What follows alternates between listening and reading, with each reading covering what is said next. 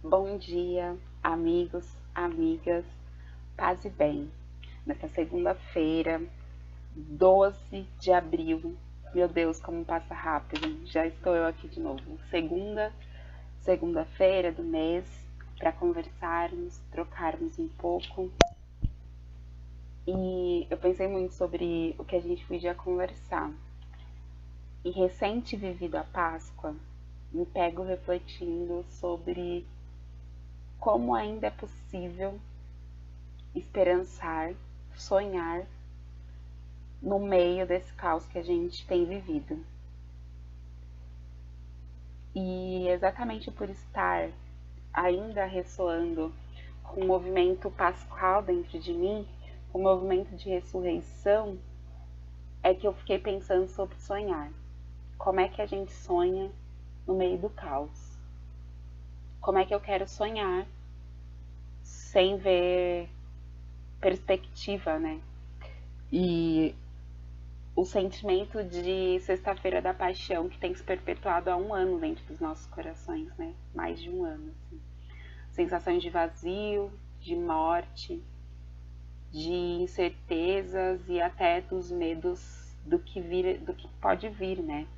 A sensação dos nossos planos frustrados, o quanto é difícil se manter, se projetar dentro de tudo isso que a gente tem vivido, né? Com números cada vez mais alarmantes e com todo o respeito pelas perdas que a gente tem, que são imensas, assim, né? É impossível que nesse momento a gente durma sem perceber ou ver um amigo, familiar, alguém do nosso lado vivendo esse luto, né? Porque o luto deixou de ser alguém morreu para a mãe, o pai, o vizinho, o tio. As coisas estão muito mais próximas e a sensação que a gente tem é de que isso não vai acabar. E eu fico pensando que é exatamente a mesma sensação de vazio, de perda, de abandono, às vezes no sentido de, enquanto discípulo, sabe? Viver uma eterna Sexta-feira Santa tem sido muito difícil, assim. Eu acredito que ainda mais para quem, como eu, nasceu, cresceu e assim tem essa vivência anual e que é de um momento de ápice, de felicidade, que é estar, né, celebrar esses momentos tão fortes para quem, como eu, cristão católico, pensar essa virada, assim, né? E eu me lembro de no domingo dizer assim, é na certeza da ressurreição que eu preciso continuar, sabe? É na certeza de que o túmulo está vazio, assim. É na certeza de Maria Madalena de que eu preciso ir até o túmulo, né? E sair nessa madrugada, nessa disparada, assim. E ainda acreditar, assim. Pra poder ver que a pedra rolou e que esse túmulo vazio é essa possibilidade de sonhar, assim. Eu me imagino sonhando coisas boas, né? E sonhar é verbo, sonhar é ação. E a gente precisa voltar a sonhar com coisas grandes. E eu imagino que o meu e o seu sonho nesse momento é sobreviver a tudo isso. Mas a gente precisa viver, né? Mais que sobreviver. Eu, enquanto jovem da Pastoral da Juventude, repito e repeti por muito, muito tempo, né? A juventude quer viver. Mas hoje é a humanidade, né? O brasileiro quer viver. E viver longe da mediocridade, longe da fome. Então é que a gente possa, de fato, estar e ser presença de sonho na vida das pessoas, né? Como a gente pode ser essa presença de sonho? E aí eu me comprometi, quero também que vocês se comprometam nesse processo de ações que possam gerar novos sonhos. Como é que a gente pode gerar novos sonhos? E eu acho que, acredito assim, e a gente sabe disso, que não existe cidadania, não existe resistência e não existe a possibilidade de sonhar de estômago vazio.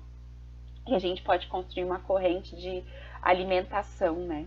Alimentar o corpo e o espírito de quem está próximo da gente de formas distintas também nos ajuda a esperançar, né? Nos ajuda a sonhar. Que pra mim não existe sonho se a gente não esperança, né? E não é uma esperança daquele que sempre espera, não. É uma esperança de quem constrói a existência mesmo. De quem se coloca nesse processo. Pra gente precisa sistematizar as coisas. A gente precisa... E quando eu digo sistematizar, não é um grande relatório, não. É escrever como a gente se sente, é pontuar como a gente se sente, é dizer para os nossos amigos como a gente tá, mas também trocar afeto, trocar amor, porque o que muda, o que transcende é o afeto, né? É o que nos afeta, que nos impulsiona para estar de formas diferentes no mundo. E eu fico muito, muito feliz de poder dividir isso com vocês, assim. De poder estar aqui, sabe?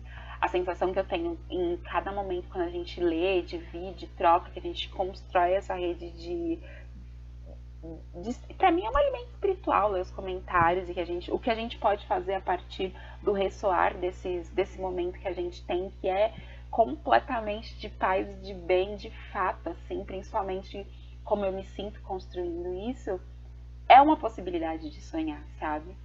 Mesmo que eu não consiga sonhar que eu ainda estarei aqui falando todas as segunda-feiras com os meus companheiros e companheira, eu consigo pensar que no próximo mês eu estarei aqui de novo. Isso pra mim já é uma forma de sonhar, mas eu quero ter sonhos maiores e eu quero que a gente possa sonhar aqui de diversas formas, sabe?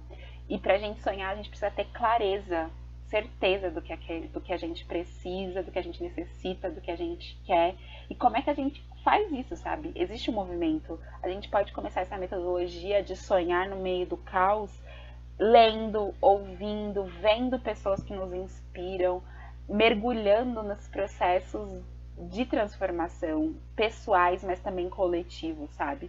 Sendo igreja, sendo templo vivo desse sagrado que nos habita. E como é que a gente irrompe fazendo tudo isso? A gente precisa criar novas experiências, sabe? Ver outras coisas, ouvir outras coisas para vislumbrar possibilidades, assim, que normalmente não viriam se a gente não amplia os nossos cenários, se a gente não movimenta algo internamente, né? A gente precisa de cores diferentes para enxergar outras cores, como por exemplo a gente só enxerga o preto porque enxerga o branco. Então que o nosso olhar saia da mesmice no sentido de experienciar novas situações para que os nossos sonhos sejam novos sonhos. Nós não podemos ser as mesmas pessoas. Apesar de acreditar que o meu sonho primário é o mesmo sonho de todos vocês, assim. Todas vocês também. Que é pensar uma humanidade, um lugar assim de paz, de aconchego, pensar esse bem viver. Esse é nosso maior sonho, mas como é que a gente pode construir pequenas comunidades de bem viver dentro desses processos, assim? E para isso a gente precisa ser uma comunidade de bem viver. E como isso tem sido difícil no meio de tudo isso, assim. Como isso tem sido dolorido. E é muito doido, assim, né? Pensar sonhos. Mas eu acredito que a gente possa fazer isso de formas diversificadas. Mas a gente precisa sonhar com isso. Senão não acontece. E aí eu te questiono, eu te pergunto, interpelo, qual é o sonho que tem te habitado? Qual é o sonho que te habita nesse momento? Nós não podemos nos deixar abalar. A gente vai sonhar com a vacina, a gente vai sonhar com a possibilidade de vida nova, a gente vai construir resistência, porque sonhar é verbo. Não nos esquecemos, não vamos deixar que eles acabem com os nossos sonhos. E principalmente que eles nos deixem só sonhar assim, sem esperançar construindo estes sonhos. A gente faz muita coisa, a gente já construiu muito. A gente tem vivido tempos de retrocesso, mas é sonhando que a gente começa a resistir a esses ataques. Existem milhares de gatilhos que nos fazem sonhar mais.